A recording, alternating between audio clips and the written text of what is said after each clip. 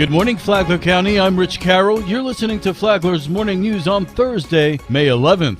The newest, the biggest, the baddest warship in the history of mankind. That's Palm Coast Mayor David Alfin, who recently visited the USS Gerald Ford aircraft carrier, which the city adopted as a sister city last year. There are 6,100 men and women sailors. That makes it larger than the city of Flagler Beach. So I can't tell you my stay on the ship how optimistic I became to see so many young men and women working so professionally, so hard, so collaboratively together with such an extensive skill set. At a fairly early point in their lifetime, they will retire out, become veterans, and that is the workforce that we have to look forward to. The optimism I felt looking at our future on that ship was remarkable. The ship spans 19 decks. There is every conceivable type of department aboard the ship, whether it be a hospital with 4 operating suites to a machinist area, which is second to none in industry anywhere you go.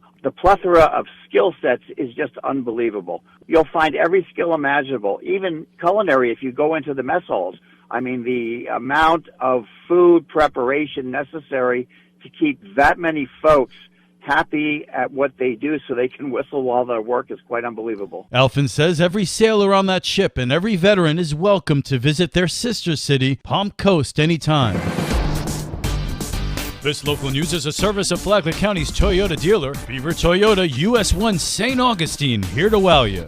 Flagler County is implementing a state program designed to curb the opioid epidemic. Chief Innovation Officer of Flagler Cares, Jeanette Simmons, is spearheading the state's coordinated opioid recovery program response in Flagler County. Flagler County was selected by this initiative because they had the 8th highest overdose rate per capita. And so we were awarded about $1.2 million to put together a new system of care. So this is multi-agency, multidisciplinary to combat the opioid crisis, and it's called CORE. And there's 12 counties across the state who have been awarded this funding to be able to put such a program together. What's different is the treatment comes to the individual. We have included Flagler County Fire Rescue community paramedics who are able to respond to after Narcan administration or overdoses with a community, with a certified peer specialist to determine if that person would be interested in those services. The community paramedic can actually do in-field induction, which means that they can administer medication to assist with withdrawing and cravings management. For more information on the COPE program, visit flaglercares.org. For Flagler's Morning News, I'm Rich Petchke.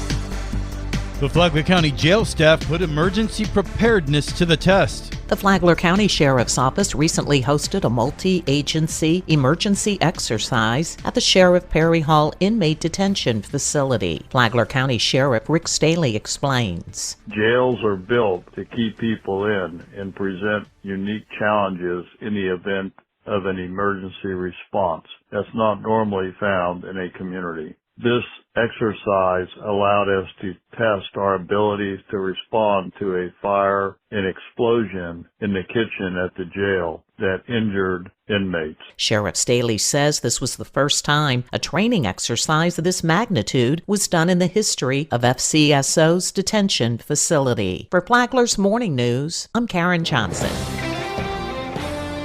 We need a boat, so we'll start a business. It started with a business called Graphene. When we started Graphene, he was researching used center consoles for a whole week. He came up with his analysis on which used boat we should buy. And I said, you need to go back to work. And that's when we started Graphene.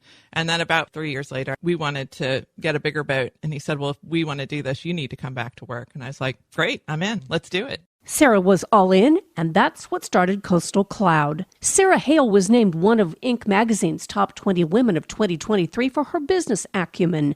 She said in a recent episode of the Business Report that they saw a huge business opportunity and that it could be done anywhere. Listen to the Business Report on WNZF Saturdays at 10 in the morning or on the Flagler Radio app. Tomorrow, of what is Sarah Hale most proud? From the WNZF Newsroom, I'm Deb Albertson.